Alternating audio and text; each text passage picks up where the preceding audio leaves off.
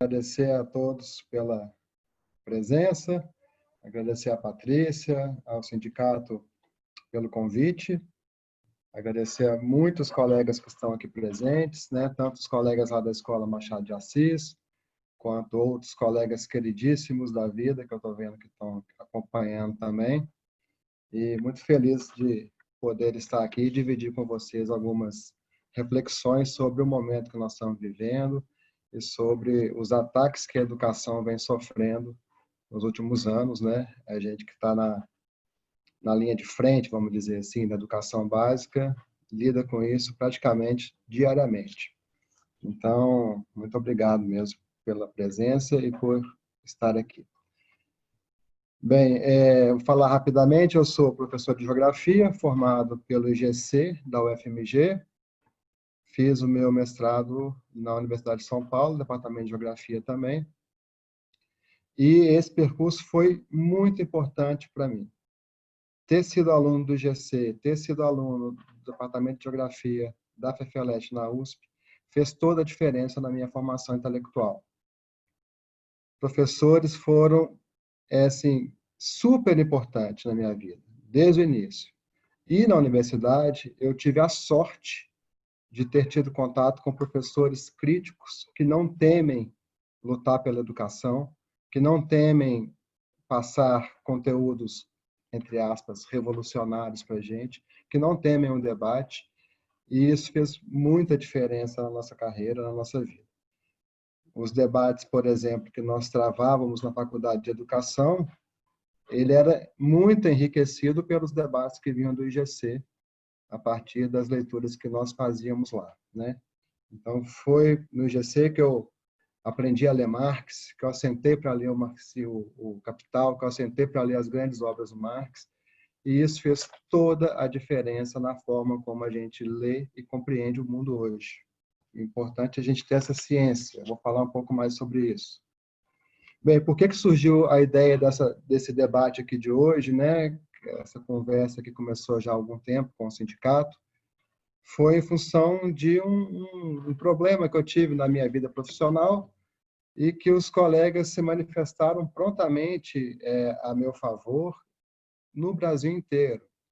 Eu coloquei lá na Escola Machado de Assis, onde eu estou diretor, uma charge do Bolsonaro pichando um hospital, né, transformando a cruz vermelha do hospital numa suástica nazista, escrito "Bora invadir outro", uma charge que ficou bem conhecida, do Aroeira, e essa charge incomodou alguns pais bolsonaristas que foram à escola pegar documentação, pegar material e outras coisas que foram fazer lá.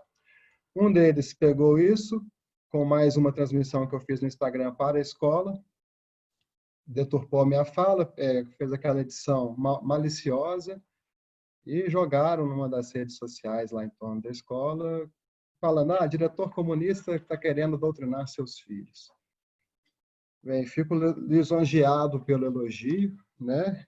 Mas entenderam errado o que eu quis dizer, o sentido daquilo, porque são pessoas que realmente não estão preparadas para o debate intelectual e não querem enfrentar o debate intelectual, porque atingir conhecimento não é fácil, exige reflexão, exige parar, sentar, estudar, né? E boa parte da sociedade não está disposta a isso, principalmente as pessoas que se alimentam de mitos, de conhecimentos mitológicos. Eu vou colocar isso aqui daqui a pouquinho. Bem, então, a gente sabe que a escola é um local onde as pessoas convivem intensamente, pessoas de diversas origens, de diversas realidades sociais e econômicas, e a escola é também o lugar do conflito, o lugar do debate, o lugar da troca de ideias. E isso sempre existiu nas escolas, né? A partir do momento que a escola ela é formalizada, vamos colocar assim, sempre existiu o debate. Nós, professores e alunos, estamos acostumados com os debates, porém, quando isso extrapola o muro da escola, chega nas famílias reacionárias, conservadoras, isso vira um problema, porque os meninos, né, os alunos, começam a questionar certos saberes que os pais tinham como verdades absolutas que, na verdade, são, na grande maioria deles, mitos. São ideias soltas que não têm nenhuma base racional, que os alunos começam a questionar a partir das discussões científicas que são travadas na escola. Então, vira e mexe, a gente tem problemas mesmo de relacionamento com algumas famílias, algumas pessoas, que são resolvidos pelo diálogo. O problema é que na pandemia a gente não consegue dialogar como de costume, né? É muito estranho para a gente estar aqui falando, vendo um tanto de quadradinho com alguns nomes, sabendo que tem outras tantas pessoas em outra rede social que estão acompanhando também, e nós não estamos vendo o rosto de ninguém, não estamos percebendo as reações das pessoas, O né? Matheus Não fazendo uma estamos... live junto com os caras foda aqui, Ô, salvou o ô, Rodrigo Tiago, por aqui. favor, desliga seu microfone. Tiago é meu irmão, gente, querido. Como eu falei, tá cheio de pessoas queridas aqui. Até perdi o fio aqui. Bem, mas de qualquer maneira a gente tem mesmo dificuldade de diálogo com pessoas que não estão abertas ao diálogo. E o conhecimento científico, o conhecimento crítico incomoda muito. Então, não é à toa que o debate entra para dentro da escola e que esses conflitos estouram na escola. Quem trabalha com educação, quem está nas escolas no dia a dia, sabe o quão rico é o ambiente escolar. A gente assenta numa mesa da sala dos professores, a gente tem especialistas de diversas áreas, pessoas muito bem formadas.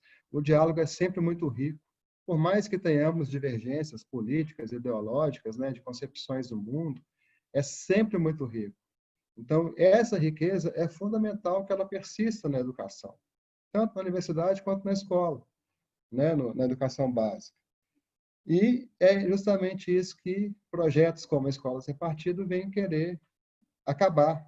E eu gostei demais da apresentação do professor Fernando Pena, né? Muito bom ele poder dialogar com nós aqui dentro do nosso sindicato, quando ele coloca argumentos, por exemplo, a questão da manipulação do pânico geral, a autocensura de alguns professores, né? E a solidariedade docente. Isso é realmente o que a gente vive dentro da escola hoje. As pessoas estão num pânico coletivo por notícias falsas, mentirosas. Professores muitas vezes se sentem acuados de poder falar abertamente o que tem a dizer. Haja visto o que ocorreu no período da ditadura, que professores e alunos eram perseguidos, sumiam das universidades, né? E ainda temos e teremos cada vez mais fortemente a solidariedade entre nós colegas, né? Então, eu fui atacado lá nas redes sociais, fui denunciado no Ministério Público por fazer campanha político-partidária na escola, olha o nível do absurdo, e respondi, não tenho o que argumentar, eu tenho o direito de divulgar a charge e debater aquilo que eu quiser dentro dos conteúdos escolares, dentro dos temas que são pertinentes ao mundo e à educação. Eu sou professor de geografia, a gente estuda as relações sociais. As relações sociais são parte do nosso conteúdo. Não tem como a gente falar que isso não é conteúdo escolar. É um absurdo falar que, denunciar que o nosso presidente é fascista, é genocida e tem vínculo com a milícia no Rio de Janeiro. Isso faz parte e nós vamos continuar falando, né? E a solidariedade entre a classe docente é imensa. Eu não sabia o tanto que era assim. Quando aconteceu isso comigo, eu recebi mensagens do Brasil inteiro, do extremo sul ao extremo norte do país, coletivos de professores se manifestando em apoio à minha prática dentro da escola e contra os ataques que a gente sofreu nesse período. Então, realmente, é muito importante esse apoio. Me fez muito bem. Aí a gente pensa um pouco na questão do trabalho remoto hoje, que o professor Fernando também colocou. Muitos professores estão com receio mesmo de dar boas aulas, né? Aulas consistentes de maneira remota, porque sabe que o uso da nossa imagem, né, disponibilizada dessa maneira que nós estamos colocando aqui, pode ser utilizado contra nós mesmos de maneira maliciosa, igual fizeram comigo, né? não é nada demais, não é nada de incomum a gente debater teoria do conhecimento, a gente debater sociologia, filosofia, economia, com divergência de pensamento. Mas para aquelas pessoas que estão acostumadas ao conhecimento mitológico, né? Vou repetir aquilo que o capitão está falando, isso incomoda, porque a crítica incomoda. Então, dentro das ciências humanas, que é a minha área, dentro da geografia, a gente vai ter algumas linhas de pensamento mestras que são divergentes entre si, mas que dialogam, que contribuem uma com a outra, mas que nós, profissionais, né, pesquisadores, intelectuais em formação constante, temos que nos colocar teoricamente. Se a gente não faz isso, a gente tem um problema sério teórico-metodológico. É um erro não assumir, não ter uma postura teórico-metodológica. Aí você cai na ideologia, que as pessoas estão falando aí, né? As pessoas que eu estou dizendo, as pessoas acríticas, saem falando, ideologia é ficar falando de esquerdismo, ideologia é falar do marxismo. Ideologia é justamente reproduzir o status quo, reproduzir o mundo econômico capitalista, as desigualdades sociais da forma como elas existem, sem reflexão crítica, aceitar o mundo passivamente. E isso nós não fazemos. Né?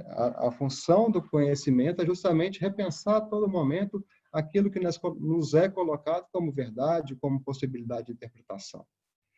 Então, dentro dessas grandes correntes, né, que seria o positivismo, o historicismo e o marxismo, eu me coloco abertamente, claramente como marxista. Marxiano é o melhor termo.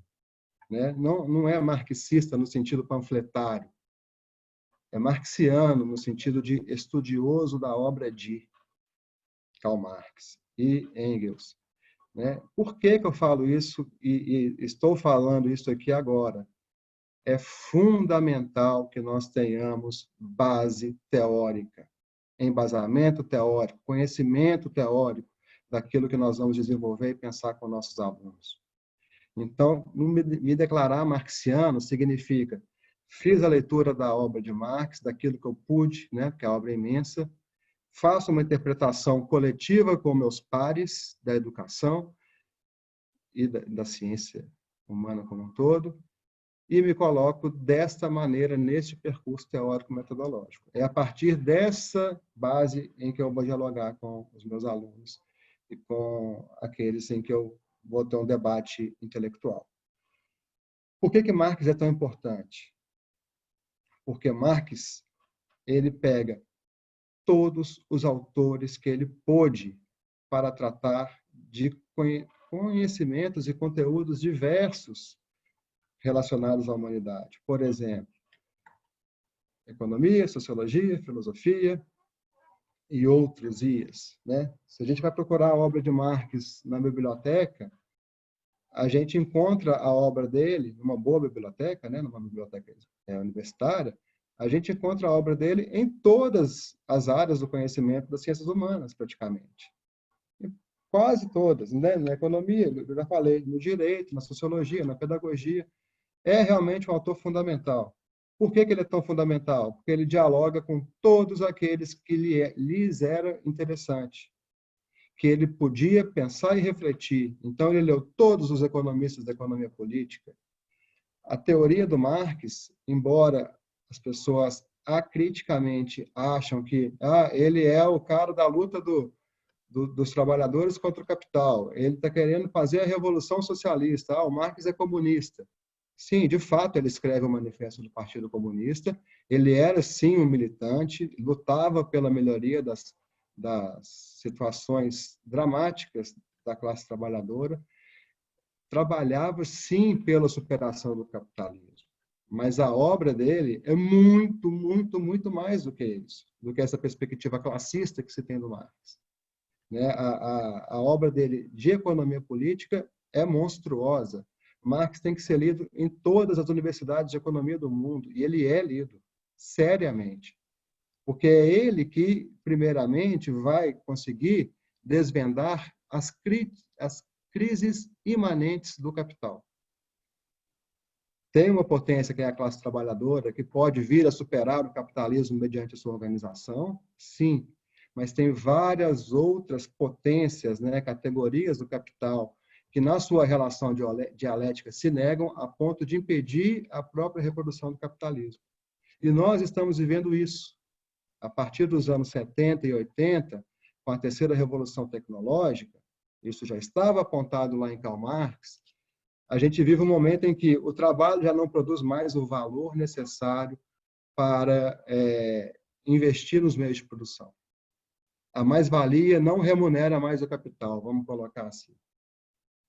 O que fazer nessa situação? Capital fictício, capital financeiro. Então, não é por acaso que nos últimos anos a grande maioria de nós se endividou. Estamos pagando juros de trabalho futuro, de produção de valor daquilo que ainda nem existe. E a gente já comprometeu essa produção. Isso tudo já estava indicado lá em Karl Marx, 1860 e poucos. Então, não é um autor que está perdendo tempo e ele tem que ser resgatado, sim, nas escolas, nas universidades. Faço uma defesa aberta do pensamento marxista nas escolas. E é por isso que eu fui atacado. Mas eu não vou ceder e nós não devemos ceder. A não ser que realmente os militares coloquem um fuzil na nossa cabeça e acabem com a gente fisicamente, né? Porque enquanto nós pudermos, nós não vamos arredar o pé do debate e da ciência. Eu vou tomar liberdade de ler trechinhos da obra de Marx, quando ele vai falar sobre a formação do trabalho moderno, que para muitas pessoas o trabalho enobrece o homem, né? O trabalho vai permitir que o homem alce outros patamares da sua sociabilidade. Eu vou lembrar que não é bem isso. Trabalho é exploração, é acumulação, é violência. Isso é o trabalho. Então, num trechinho lá do Capital, livro 1, no finalzinho, na acumulação primitiva, tem um pequeno tópico chamado A Legislação Sanguinária contra os Expropriados, a partir do século XV. Leis para rebaixar os salários. O que o Marx está argumentando aqui?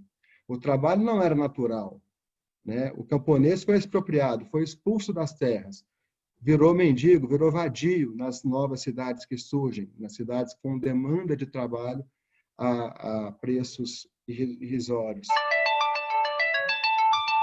Desculpa, gente, meu filho está me ligando. Então, vejam um trecho, por exemplo. Legislação de 1530, de Henrique VIII. Mendigos velhos incapacitados para o trabalho. Perdão.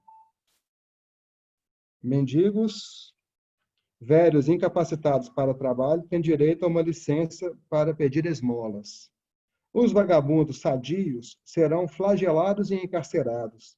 Serão amarrados atrás de um carro e açoitados até que o sangue lhes corra pelo corpo. Em seguida, prestarão juramento de voltar à sua terra natal e ao lugar onde moraram nos últimos 3 anos, para se porem a trabalhar. Aí essa lei vai ser alterada, né, por várias outras. Em 1547, isso tudo na Inglaterra, gente. Eduardo VI, uma lei do primeiro ano de seu governo estabelece que, se alguém se recusa a trabalhar, será condenado como escravo da pessoa que o tenha denunciado, como vadio. O dono deve alimentar seu escravo com pão e água, bebidas fracas e restos de carne, conforme achar conveniente. Tem o direito de forçar a executar qualquer trabalho, por mais repugnante que seja, flagelando-o e pondo-o a ferros. Aí tem outras passagens. Os juízes de paz, quando informados, devem providenciar a busca dos velhacos. Se verifica que um vagabundo está vadiando há 3 dias, ele será levado à sua terra natal, marcado com ferro em brasa no peito, com a inicial V, e lá estará posto a trabalhar a ferros na rua ou em outros serviços. E aí são várias outras leis. O que isso mostra? O trabalho não é natural, né? Essa relação de formação dos trabalhadores não é natural. Por que eu estou falando isso? Porque a gente tende a achar que o mundo que nos é dado é o mundo sem possibilidade de transformação. Mas é um mundo em transformação. Nós fomos forçados a ser sociabilizados neste mundo, mas nós podemos lutar por novas formas de sociabilidade. Igual a burguesia venceu nesse momento, nós, trabalhadores, podemos vencer em outros e conseguir outras formas de organização. Então, a gente vem, na geografia, trabalhando muito seriamente com base marxiana, muito seriamente. Tem alguns colegas aqui da geografia acompanhando essa transmissão e eles sabem do que nós estamos falando. A nossa associação AGB, ela tem publicações incríveis. Convido vocês a conhecerem a revista Terra Livre, para verem o nível de desenvolvimento do conhecimento a partir da teoria marxiana, que não é bobagem isso.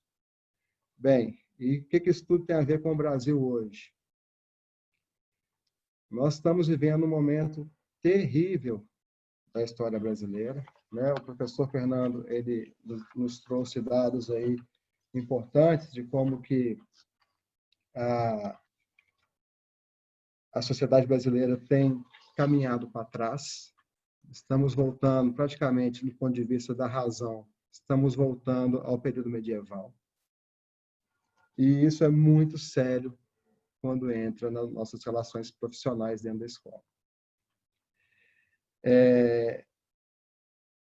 A partir do golpe de 2016, a gente vem tendo perdas absurdas em todos os âmbitos da sociedade brasileira. Não é por acaso que o governo toda hora bota uma grande bobagem, fala uma grande asneira e publica isso. E a mídia toda foca nessa grande asneira. Enquanto isso, os projetos contra a nação vão sendo aprovados. Coisas terríveis que nós estamos vivendo, em nome da acumulação dessa nova forma do capital fictício, o capital financeiro. Não temos dúvida disso, de que o que rege a política nacional, o que rege as práticas dos políticos dentro do Brasil e até fora, é a necessidade do capital em crise se reproduzir a todo custo, mesmo que seja por promessas de pagamento futuro, endividando a população, endividando o Estado e desmanchando o Estado, desmantelando as políticas sociais. Isso vem acontecendo muito rapidamente. É um absurdo a velocidade que nós estamos perdendo nossos direitos.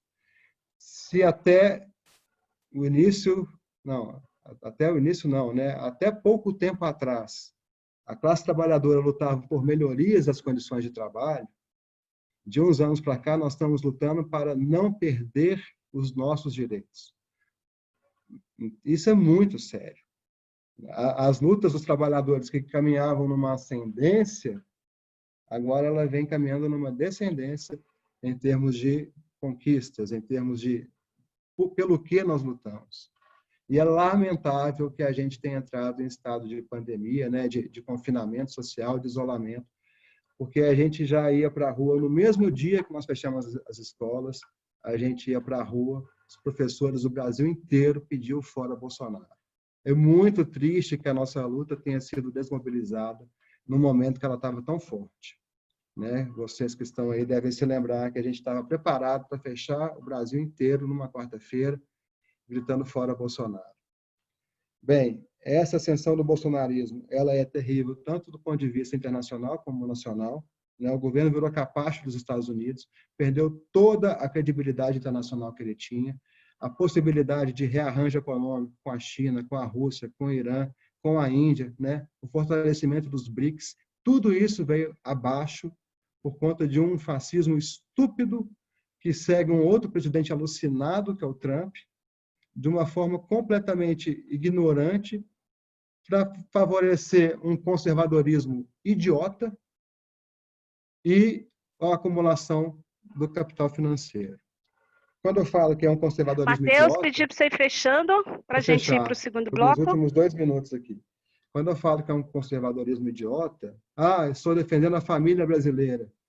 Que família que você está defendendo? A família que o cara chega a hora que bem entende, bêbado, espanca a mulher, espanca os filhos, trata todo mundo mal, chega na porta da escola e cospe marimbondo em cima de todo mundo. Essa é a família que eles defendem, né?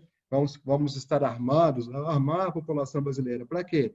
Para aumentar os crimes de ódio, para aumentar a perseguição às minorias. Então, é muito sério o que nós estamos vivendo no Brasil. E, pensando que nós estamos entrando em época eleitoral, esses argumentos têm que ser lembrados na hora de escolher os políticos, porque nós estamos perdendo de lavada na política. Nós vamos para o segundo bloco, você está adiantando. Deixa eu só fechar, Patrícia, 2 segundos. Isso é importante. Então, nós temos no Brasil o Congresso com a bancada da bala, da Bíblia e agrário, bancada rural. Essa turma nunca esteve interessada em aprovar nada que seja de interesse da população. E a população, acriticamente, vota com voto de cabresto nesse perfil de candidato, né? A gente achava que a eleição do Bolsonaro era piada e ele ganhou.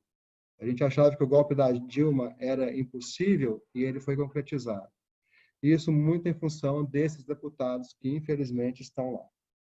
Bem, queria falar outras coisinhas, mas encerro e deixo para o debate. Muito obrigado.